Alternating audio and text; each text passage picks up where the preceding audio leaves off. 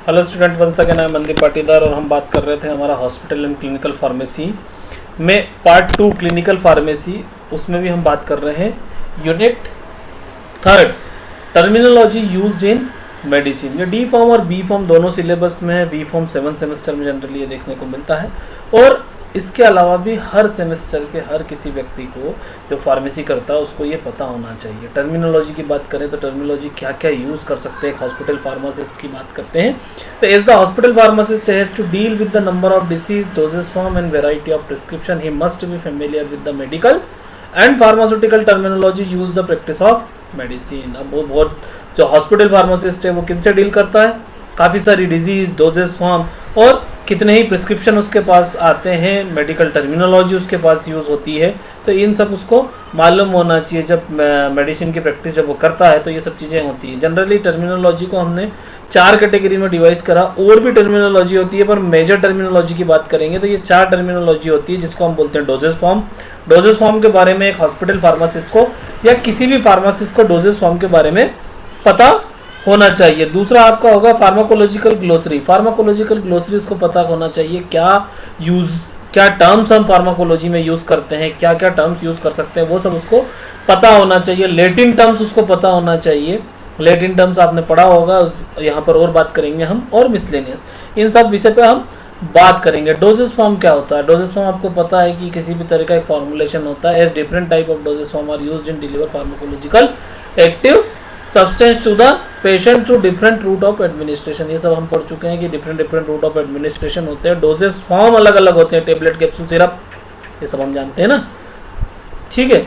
इसको क्या हो गया, डोजेस फॉर्म की बात है तो पता होना चाहिए। डॉक्टर ने लिखा एरोजोल, अब फार्मासिस्ट को पता ही नहीं है एरोजोल क्या होता है तो प्रॉब्लम क्रिएट हो जाएगी ना, इसलिए उसको पता होना चाहिए। तो जो टर्मिनोलॉजी होती है वो डोजेस फॉर्म में मैंने कोशिश करी है मैक्सिमम टर्मिनोलॉजी कवर करने की, लेकिन इसके बाद भी बहुत सारी टर्मिनोलॉजी ऐसी है जो यूज़ होती है, लेकिन मुख्य जो आपसे पूछी जा सकती है वो मैंने कोशिश करी है कि मैं इस वीडियो में बनाऊं। एरोसोल, एरोसोल क्या होता है आपने सुटिक्स में पढ़ा, a pressurised preparation that release fine dispersion of liquid and or solid particle in gaseous medium. ये एक डिस्पर्शन होता है किसमें, प्रेशराइज डिस्पर्शन होता है किसमें, या तो लिक्विड का होगा या सॉलिड पार्टिकल होंगे जो एक गैसियस मीडियम में डिस्पर्स रहते हैं, इसको हम एरोसोल बोलते हैं। Capsule, a solid unit doses form containing one or more substance enclose within the hard and soft gelatin shell. एक सॉफ्ट या हार्ड जिलेटिन सेल में क्या होता है, कुछ मेडिकामेंट ये रखा रहता है या सब्सटेंस रखा रहता है जिसकी एक फार्माकोलॉजिकल एक्शन होती है। इस प्रिपरेशन को हम बोलते हैं कैप्सूल। उसके बाद एलिक्सर की बात करते हैं। ड्रॉप हमने देखे, एलिक्सर क्या होता है, a clear sweetened hydro alcoholic liquid containing medicament. एक ऐसा हाइड्रो अल्कोहलिक जिसमें पानी है और अल्कोहल है, ऐसा पानी और अल्कोहल का सॉल्यूशन मतलब मिक्सचर, उसको हम बोलते हैं जिसमें मेडिकामेंट होता है, उसको हम बोलते हैं एलिक्सर। अब ड्रॉप्स, बच्चों के लिए आपने देखा होगा ड्रॉप्स, जनरली फार्मासिस्ट को पता होना चाहिए ना। सर ने किसी डॉक्टर ने लिखा एमडी मेडिसिन या किसी भी डॉक्टर ने प्रिस्क्राइब करा पैरासीटामोल ड्रॉप, अब आप उसको उठा के सर सिरप दे रहे हो, तो ड्रॉप और सिरप में उसको डिफरेंस समझ में आना चाहिए ना, इसलिए ड्रॉप की बात करते हैं। तो मेडिकेटेड ऑयल और वाटर, या तो medicated oil or water intended to be instilled into the ear, eye और नेजल कैविटी। ईयर, आई और नेजल कैविटी में ड्रॉप ही डालते हैं ना, कभी किसी ने सिरप डाला है क्या? नहीं। एनेमा या इनेमा, इसको क्या बोलते हैं, a liquid preparation meant for administration to rectum. Enema उसको पता होना चाहिए क्योंकि जिसको कॉन्स्टिपेशन होता है उसको हम एनेमा लगाते हैं। अब injection, sterile aqueous or oily suspension solution meant for parenteral administration. Liniment, अब लिनीमेंट क्या होता है ये मालूम होना चाहिए। लिनीमेंट और लोशन में उसको डिफरेंस मालूम होना चाहिए। Liniment or embrocation is a medicated topical preparation for application to the skin. Topical preparation है, स्किन पे लगाने के काम आती है, समटाइम्स कॉल्ड अ हर्ट रब या हीट रब। लिनीमेंट में भी water like in viscosity and formulated as a lotion or balm and are usually rubbed in to allow for penetration of the active ingredient।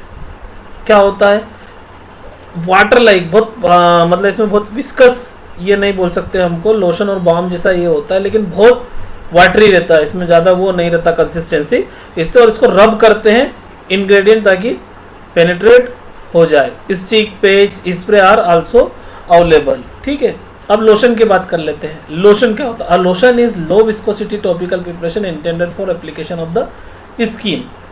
आप फार्मास्यूटिक्स की यदि कोई definition मालूम है तो वो भी लिख सकते हो, लेकिन आपको पता होना चाहिए टर्मिनोलॉजी की बात कर रहे हैं हम, क्या टर्मिनोलॉजी उसका। लोशन होता है, ऑइंटमेंट की बात होगी, पिल क्या होता है, पाउडर क्या होता है, सपोजिटरी क्या होती है। डॉक्टर ऐसा लिख देगा तो एक हॉस्पिटल फार्मासिस्ट को पता होना चाहिए ना।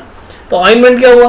आ smooth oily substance that is rubbed on the skin for medicinal purpose or as a cosmetic, या तो कॉस्मेटिक के रूप में या मेडिसिनल पर्पस के रूप में यूज करते हैं, जो स्किन पे लगाते हैं। Pill, a small round shaped solid preparation for oral administration. Oral administration के लिए जो स्मॉल छोटी छोटी पिल होती है, कंट्रासेप्टिव पिल क्यों बोलते हैं? बहुत छोटी होती है इसलिए हम इनको पिल बोलते हैं। Powder, solid doses form meant for external और इंटरनल पर्पस। पाउडर अब एक्सटर्नल इंटरनल होता है ना, बच्चों के पाउडर, आप दूध पाउडर इंटरनल यूज है कि बाहर शरीर पे मल लोगे? नहीं ना, इंटरनल यूज के लिए और एक्सटर्नल यूज के लिए दोनों के लिए होते हैं। एमार्फस हो सकता है या क्रिस्टलाइन हो सकता है। Suppository, a solid doses form intend for insertion into the body cavity like rectum और वेजाइना। सपोजिटरी एक ऐसी सॉलिड डोजेज फॉर्म है जो बॉडी में इंसर्शन के लिए यूज होता है, जनरली रेक्टम और वेजाइना में। और ये क्या होता है? ये मेल्ट हो जाता है, जब मेल्ट होकर डिजोल्व होके लोकल और सिस्टमेटिक या सिस्टमिक एक्शन शो करता है। अब सस्पेंशन की बात कर लेते हैं। सस्पेंशन क्या होते हैं? आपने सोटिक्स में पढ़ा है, बाइफेजिक लिक्विड डोजेज फॉर्म होते हैं।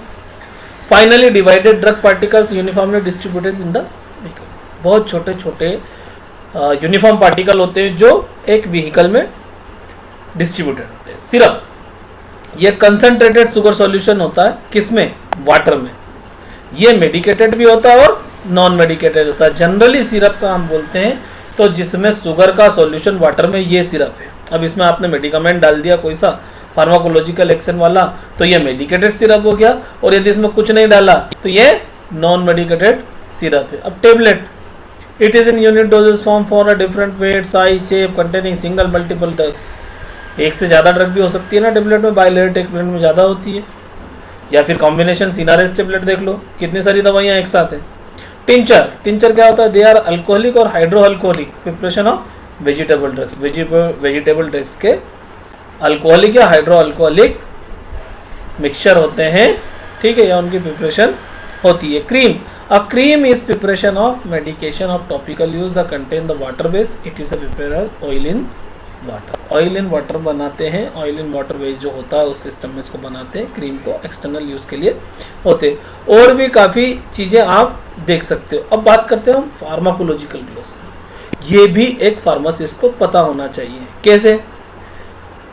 अबॉर्टिफिशिएंट, अब अबॉर्टिफिशिएंट बोल दिया, अभी डॉक्टर आया, डॉक्टर ने बोला एक अबॉर्टिफिशिएंट देना, अब समझ में नहीं आ रहा क्या देना है। A drug or agent use for expulsion of a non viable foetus. जो नॉन वायबल फीटस होता है, जो जिस बच्चे में कोई समस्या होती है, मतलब जो फीटस में कोई समस्या होती है, उसको अबॉर्ट करने के लिए जो यूज करते हैं वो अबॉर्टिफिशिएंट होता है। एलोपेसिया, ब्लडनेस, बल्डनेस या फॉलिंग ऑफ हेयर। एलोपेसिया मतलब फॉलिंग ऑफ हेयर, हेयर जिसके बहुत कम होते हैं। Amenorrhoea, absence of menses. Amenorrhoea, absence of menses मतलब ऐसी सिचुएशन, मेंस्ट्रुएशन साइकिल का डिस्टर्बेंस, बंद हो जाना। Apnoea, apnoea, transitory cessation of breathing, आपका ब्रीथिंग में प्रॉब्लम होता है। अरिथमिया हो गया, abnormal rhythm of heart. Arthralgia, pain in joint, joint pain हो रहा है, डॉक्टर ने बोला अर्थाल्जिया की प्रॉब्लम है यार, ये फार्मासिस्ट को समझ में ही नहीं आ रहा है कि क्या है। अर्थराइटिस क्या हो गया? Inflammation of joints. Bradycardia, slow rate of heart contraction, जो हार्ट का कॉन्ट्रैक्शन है वो रेट, उसकी रेट कम हो गई। फिर chemotherapy, use of chemical agent to arrest the growth of disease in body. ऐसे एजेंट को यूज करना जिससे डिजीज की ग्रोथ कम हो जाए बॉडी में। The term generally refers to the drug used in bacterial infection, bacterial infection including anti cancer drug. Anti cancer drug में भी जनरली इसको यूज करते हैं, बैक्टीरियल इन्फेक्शन में जो ड्रग होती है। सिरोसिस आपने सुना होगा बहुत बार, pertaining to degeneration of liver cells. Degeneration of liver cells की बात करो। Coma, deep sleep, complete loss of consciousness. Coma में चले गया, क्या हो गया? कोमा में चले गया तो मतलब डीप स्लीप, और उसको कॉन्शियसनेस उसकी कंप्लीट लॉस हो गई। क्रिस्टल यूरिया, यूरिन में यूरिया की मात्रा या यूरिया के क्रिस्टल प्रेजेंस होना है। डायबिटीज इंसिपिडेंस, डायबिटीज मेलाइटस, डिस्पेप्सिया मतलब ग्लूकोज में बॉडी में शुगर का लेवल बढ़ना। फिर dysfunction, abnormal functioning of any organ और पार्ट। उसके बाद आ गया डिसमिनोरिया, पेनफुल मेंस्ट्रुएशन, जब मेंस्ट्रुएशन साइकिल होता है उसमें हाईली पेन होता है फीमेल्स को, उसको बोलते हैं हम डिसमिनोरिया। इमेसिस, वॉमिटिंग या इमेटिक, उल्टी होना। इपिगेस्ट्रिक, जनरली आप बोलते हैं ना सर इपिगेस्ट्रिक पेन, डॉक्टर बोलता है इसको इपिगेस्ट्रिक पेन है, एक एंटासिड दे दो, मतलब जो एब्डोमिनल रीजन है वहां पर पेन होना। उसके बाद epilepsy, a disease of brain due to the abnormal electric discharge, electric discharge जो बॉडी का है वो एबनॉर्मल हो गया, इसके कारण एक डिजीज हुई, उसको बोलते हैं हम epilepsy. Euphoria, exaggerated feeling of well being. Flushing, sudden redness of skin, doctor ने बोला इसको फ्लशिंग हो रहा है, एक बोल दो, बोले कि एंटी एलर्जिक दे देना, जब फ्लशिंग हो रहा समझ ही नहीं आ रहा फार्मासिस्ट को कि फ्लशिंग क्या होता है। गैंग्रीन, गैंग्रीन सबसे ज़्यादा केसेस देखने को मिलता है। Necrosis or death of tissue due to the deficiency or absence of blood supply, जहाँ पर कभी देखना आप डॉक्टर के पास जाते हो कोई पुराना घाव है और वो ब्लैकिश होने लगता है और बहुत ज़्यादा वो घाव पकता रहता है और कोई पेशेंट ध्यान नहीं रखता, बहुत पुराने लोगों को देखना है जो मजदूर वर्ग है उनमें हाथ पैर में कहीं पे, तो क्या होता है वहाँ पर धीरे धीरे टिश्यू डेथ हो जाती है। क्यों?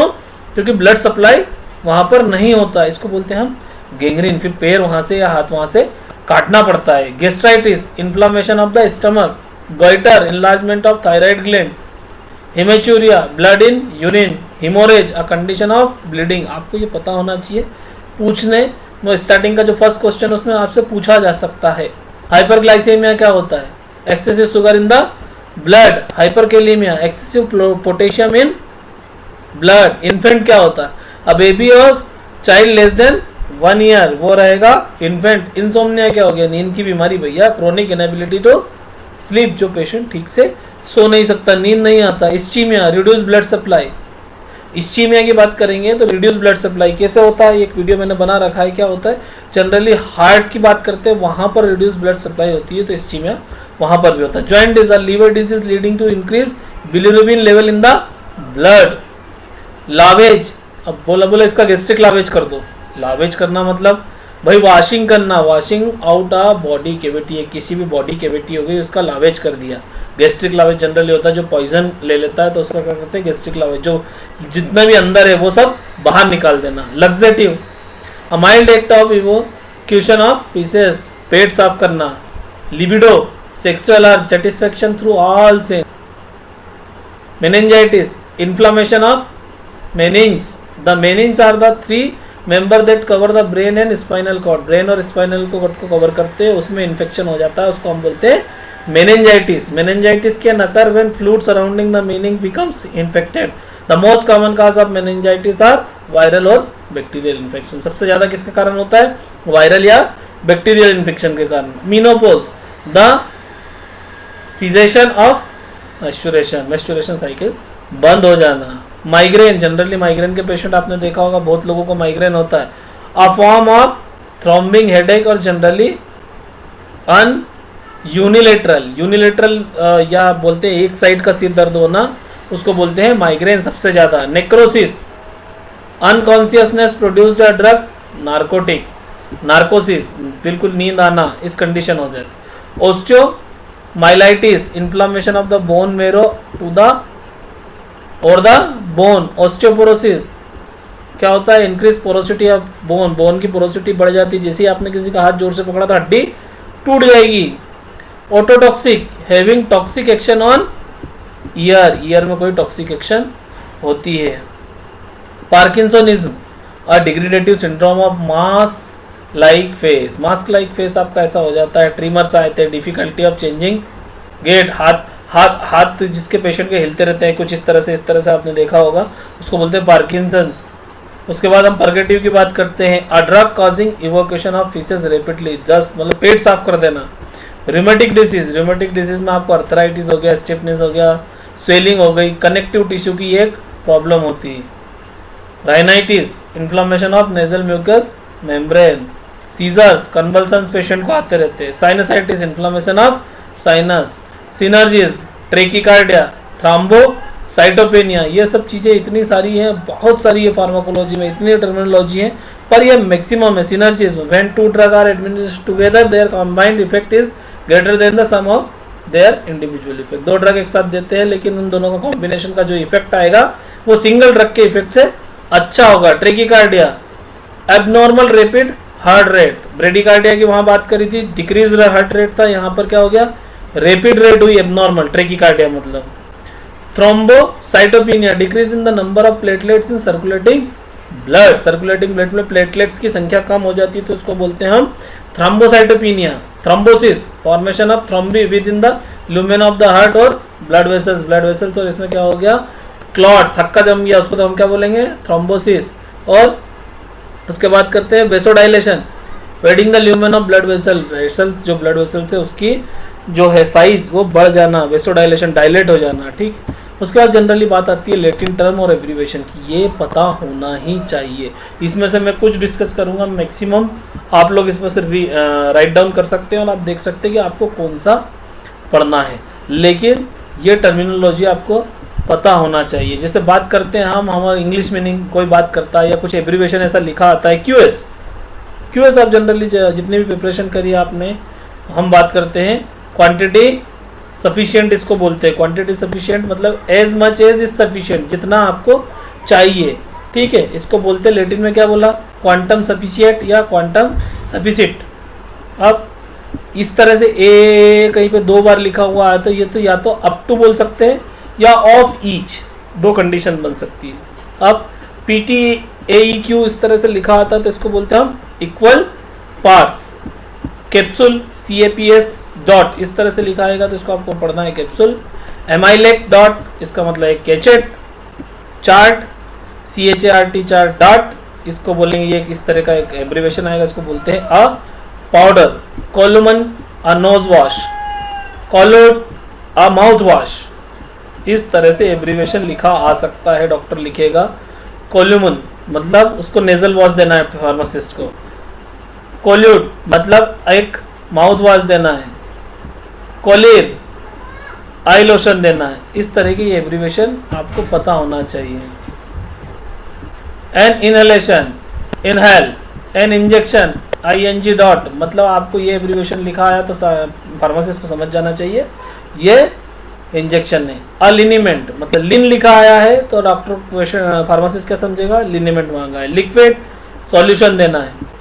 LOT डॉट एक लोशन देना है। मिस्ट या एम दिया है तो क्या हो गया, एक मिक्सचर बना के देना है। नेरियस्ट nasal drop. Name spray.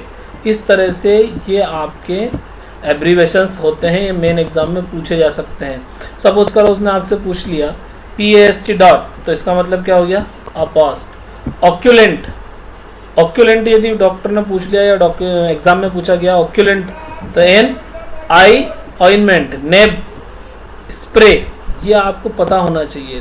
Liquid a solution, ठीक है। उसी के साथ PIL डॉट, इसका मतलब होता है अ पिल, ये एब्रीवेशन है, लैटिन में इसको क्या बोलते हैं, पिलुला, ठीक है। VAP dot an inhalation, vapour, यहाँ पर वेपर की बात हो गई। इसी तरह हम और बात करते हैं अब the time of administration of application. इस पे कौन कौन से वर्ड यूज़ करते हैं, जनरली मैक्सिमम टाइम पे एग्जाम में ये पूछा जाता है। और मैक्सिमम हैंडलिंग जो प्रिस्क्रिप्शन करता है, प्रिस्क्रिप्शन की हैंडलिंग करता है एक फार्मासिस्ट, तब उसको ये देखने में आता है। टाइम्स पर डे, टाइम्स की बात आती है तो सबसे ज़्यादा आता है, डॉक्टर ने लिख दिया सेम इन डाई, मतलब अब उसने सेम इन डाई तो लिख के आपके पास प्रिस्क्रिप्शन भेज दिया, अब आपको पेशेंट को समझाना है तो आप बोलेंगे वंस इन अ डे, दिन में एक बार लेना है। या BID और BD, ये आपने सबसे ज़्यादा सुना होगा। इसका मतलब होता है 20 इन डाई या 20 डाई, मतलब दिन में 2 बार, ट्वाइस अ डे। फिर TID या TD इस तरह से एब्रीवेशन लिखा हुआ आता है, तो टर इन डाई या ट्र डाई, मतलब 3 टाइम्स इन अ डे। क्वार्टर इन डाई, QID या QD लिखा हुआ तो 4 बार। फिर सेक्सियस इन द डाई, सेक्स इन D, मतलब 6 टाइम अ डे। BTID, अब यहाँ समझना, बिस्टर इन डाई, बिस्टर इन डाई 2 or 3 times a day, BTID। ये जनरली कहाँ हो सकता है, जो कुछ पाउडर ऐसा हो, 2 से या 3 बार ले सकते हो। TQD, टर क्वार्टर डाई 3 or 4 times in a day, कॉट डेली, टर क्वार्ट 3 times a day। इस तरह से आपसे पूछा जा सकता है। पार्ट ऑफ द डे, किस टाइम पे देना है, ये तो क्या हो गया टाइम के हिसाब से बात हो गई। अब हम बात कर रहे हैं part of the day, part में अर्ली इन द मॉर्निंग, प्राइम एम, प्राइम डॉट एम मतलब अर्ली इन द मॉर्निंग। फिर आप एब्रीवेशन से याद करता है, एम डॉट मतलब in the morning, O M every morning, जेंटेक ब्रेकफास्ट, एन एट नाइट, इंटरनॉक्ट during the night, O dot N every night, H S at bed time. यह एब्रीवेशन जनरली आता है आपकी जितनी भी डिप्रेशन क्रॉस करने वाली या नींद आने वाली टेबलेट है, क्या बोल सकते हैं उसको हम, एंटी एलर्जिक जितनी भी हैं, वो डॉक्टर एच टाइम पर लिखेगा सिट्रेजिन, लीवोसिट्रेजिन क्या है, ताकि इससे नींद आती है। N dot A T dot M मतलब night and morning, N M night and morning, हैक नॉट। अब वही बात करेंगे हम ऑर्स टाइम, घंटे में यदि किसी का टाइम की बात कर लें, आवर्ली टाइम बात करते हैं तो ओ एच या क्यू क्यू एच लिखा है तो मतलब एवरी आवर, प्रत्येक घंटे में। O Q H Q Q Q H every 4th hour, साइन आवर एवरी आवर, अल्टर आवर एवरी 2 आवर, टर आवर एवरी 3 आवर, क्वार्टर आवर एवरी 4 आवर, सेक्स्ट आवर एवरी 6 आवर। अब बात करें कोरिलेटेड टाइम, कैसे, एसी, एंटीसिबोस, पोस्टसिबोस, इंटरसिबोस, ये तो आप याद कर ही लेना। एसी, पीसी और IC, before meals, after meals, between meals, ये पूछा जा सकता है और नहीं पूछा जाए तो भी आपको पता होना चाहिए। अदर टर्म की बात कर लेते हैं, क्या हो गया, डोल डॉट अर्ज when the pain is sir, जब पेन हो तब ये लेना है। MD as directed, MD as directed, PRN occasionally, SOS when required. यहाँ पे जनरली आप किसी को पेशेंट को दिखाना चाहते हैं, कार्डियक हाइब्रिड, कार्डियक का कोई पेशेंट है, वो बोलता है सर मेरे को दर्द होता है, बुखार आता है, तो क्या तो वो पैरासीटामोल लिख देगा। गायनेकोलॉजिस्ट के पास जब पेशेंट जाएगा तो वो बोलता है बोले बुखार आए तो क्या लूँ, जब फीमेल प्रेग्नेंट है उस समय कोई दवाई नहीं देता, तो डॉक्टर एक लिख देता है नीचे पैरासीटामोल। एसओएस जब आपको जरूरत लगे। स्टेट इमीडिएटली एट वंस, जब तुरंत चाहिए तब आप लिखेंगे इमीडिएटली और एट 1। स्टेट डोज, अजिथ्रोमाइसिन सेंक्राइड में आप लेंगे 1 ग्राम स्टेट डोज, बस उसके बाद नहीं लेना है। सीटेंट विथ एज मच, इस तरह से आपको अलग अलग टर्म्स होती है। सिक्स्थ, a glass, PAA to be applied on the affected part, PA to the affected part. सिनिस्ट लेफ्ट। अब मिसलेनियस टर्मिनोलॉजी क्या होता है कि जेनरिक नेम, जेनरिक नेम आपको पता होना चाहिए। The official name used for any drug where it is pure form और in the dosage form, many product are marketed under the generic name. अब बड़ा कंफ्यूजन है हमारे यहाँ जेनरिक और इथिकल नेम में। जेनरिक का मतलब हमारे यहाँ से समझता है घटिया क्वालिटी, नहीं, घटिया क्वालिटी का नहीं होता। जेनरिक मतलब जैसे हम बात करते हैं diclofenac, diclofenac is a generic name, उस मॉलिक्यूल का जो नाम है वो है जेनरिक नेम। आपने किसी को जाके बोला कि भाई डाइक्लोफिनेक दे दो, उसको समझ में नहीं आएगा, उसको ब्रांड नेम जब बात बताओगे आप डायनापार या कुछ इस तरह से, तो वो आपको निकाल के देता है। तो जेनरिक नेम जो होता है वो उसका particular pantoprazole, rabeprazole, omeprazole, diclofenac, aceclofenac, ये है generic name. Brand name, it is also called proprietary name, name trade name. The name is privately owned by the manufacturer, इसको मैन्युफैक्चरर ओन करता है। क्रोसिन, पता है क्रोसिन में क्या है? Paracetamol. Paracetamol is generic name, Crocin is a brand name. OTC, over the counter drug. These drug are the product that can be purchase without prescription. OTC drug वो drug होती है जो without prescription के खरीद सकते। Because of the unrestricted availability of these drug, people don't consider OTC medicine as drug. इसमें कोई restriction नहीं होता तो इसको कोई मानता ही नहीं कि ये ड्रग है, ऐसे ही बस चल रहा है सब्जी की दुकान जैसा। Secondary effect, a byproduct of complication after drug is used or does not occur as primary pharmacological effect, ऐसा इफेक्ट जो फार्माकोलॉजिकली जरूरत नहीं है। Cramping of leg muscles can be secondary effect diuretic drug in the treatment of the high blood pressure. अब जब high blood pressure में किसी doctor ने पेशेंट को डायूरेटिक दिए तो इसके कारण से क्या होगा, जो लेग है उसके जो पैर है उसमें क्रैम्पिंग होगी, तो ये क्या हो गया उसका secondary effect. Contraindication, it is a condition और डिसीज विच